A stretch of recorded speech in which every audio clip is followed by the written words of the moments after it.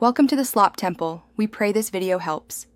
You start by confirming the phone is unlocked and the SIM is inserted correctly. This prevents accidental lockouts. Next, make sure you have your current SIM PIN or the carrier-provided PUK code nearby.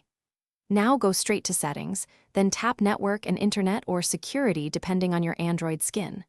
Once you're in, locate the SIM or SIM card lock option. This first set of steps gets you into the right menu, so you can view or change the SIM PIN safely. Once inside the SIM card lock area, select the specific SIM if you have dual SIM. Then toggle the Require SIM PIN setting to reveal change and disable options. Android hides them until the lock is active. Choose Change SIM PIN to proceed.